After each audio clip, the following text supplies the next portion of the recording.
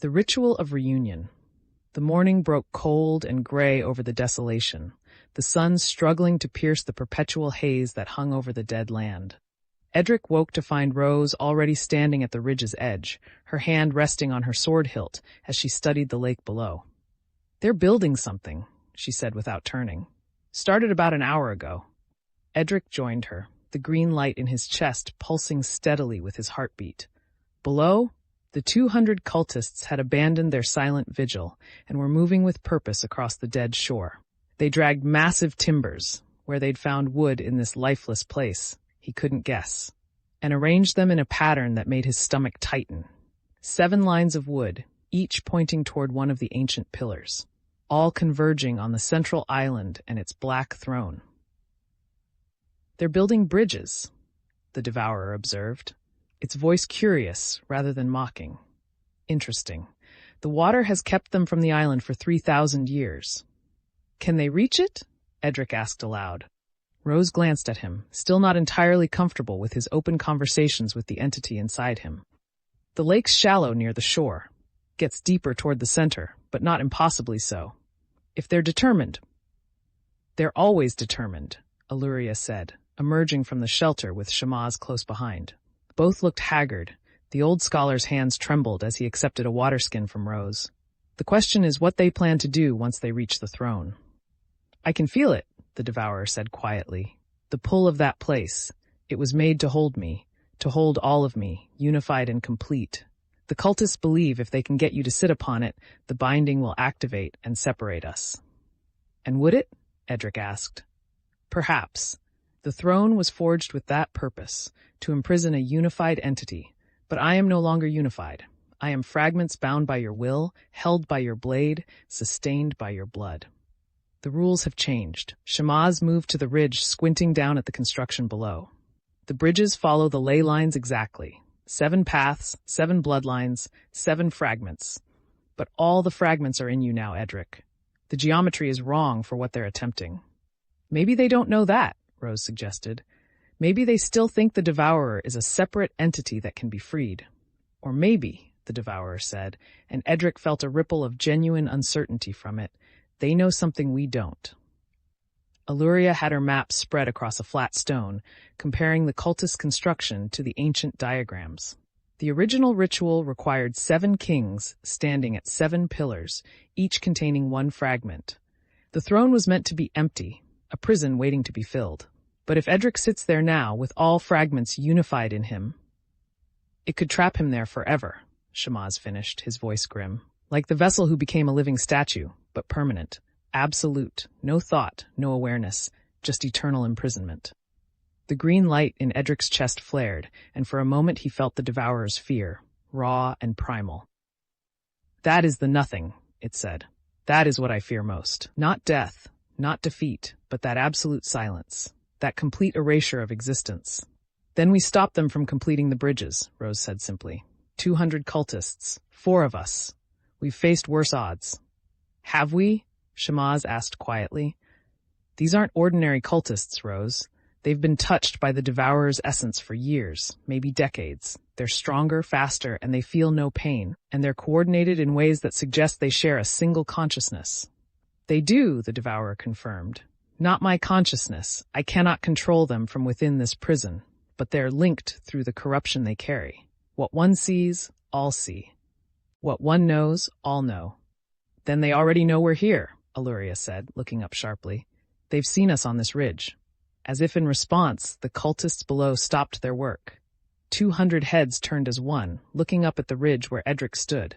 Then, moving with eerie synchronization, they all knelt and began to sing. The words were Old Thornhaven, ancient and terrible, and Edric understood every syllable. Come down, King who carries the god. Come down, to the throne you were owed. Come down, and take your rightful seat. Come down, where the cycle completes." The melody was beautiful and horrible, tugging at something deep in Edric's chest. The Devourer stirred, responding to the call. "They're not trying to separate us," it said suddenly. "They're trying to complete us, to make us into what they believe I should be, a god enthroned, eternal, and absolute. They want me to rule through you, with you as my willing vessel. Never, Edric said through gritted teeth. I know, our terms stand, but they don't understand coexistence. They only understand worship and dominion. Rose's hand was on Edric's shoulder, grounding him. We need a plan. We can't just charge down there. The bridges aren't complete, Illyria observed, studying the construction. They've finished 2 of the 7, and the others are maybe half done.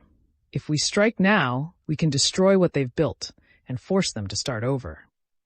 Or we could destroy the pillars themselves, Shamaz suggested. Without the binding posts, the entire ritual structure collapses. No, the Devourer said sharply. The pillars are all that keep this place from becoming a wound in reality. Destroy them, and the desolation will spread across the entire kingdom. The original binding may have failed, but the pillars still serve a purpose. They anchor the world's fabric where I tore through it 3,000 years ago. Edric relayed this to the others. Shamaz nodded slowly. That makes terrible sense. The desolation exists because reality was damaged here. The pillars are stitches holding the wound closed. Then we destroy the bridges and stop them from reaching the island, Rose said. Simple and direct. They'll just rebuild, Illyria pointed out. We need to break their will to continue.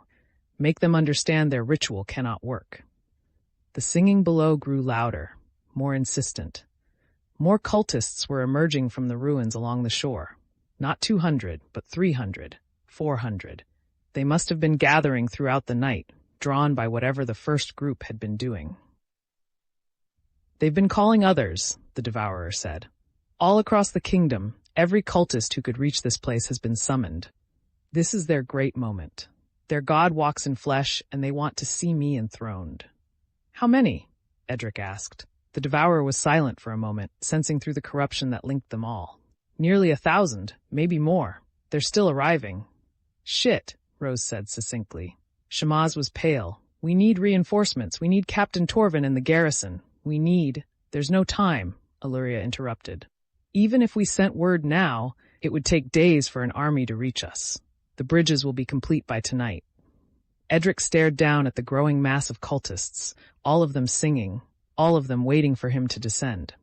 The green light in his chest pulsed in rhythm with their song, and he felt the pull of the throne like a physical weight. What do you want to do?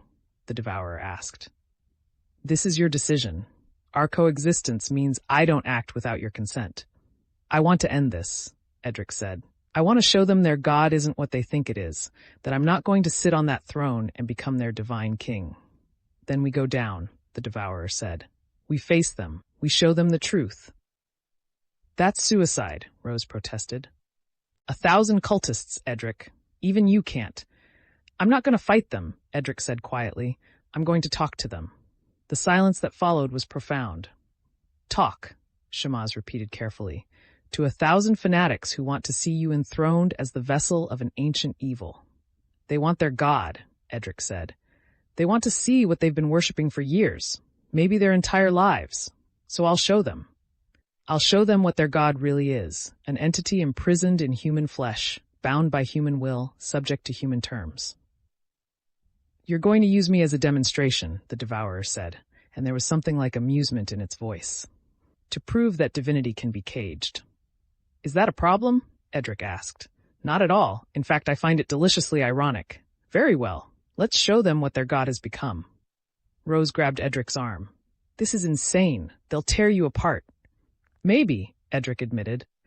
But if they wanted me dead, they could have attacked us last night. They're waiting for something, hoping for something. I need to understand what that is before we start killing each other. And if you're wrong, Rose demanded. If they attack, Edric met her eyes. Then you get me out of there, all of you, whatever it takes. Illyria folded her maps with sharp, precise movements. This is the worst plan I've ever heard. But, Edric prompted. But I can't think of a better one, she admitted, and at least it might give us information about what they're actually trying to accomplish. Shamaz looked like he wanted to argue, but finally nodded. The Urith have a saying, sometimes the only way forward is through the fire. I suppose this qualifies.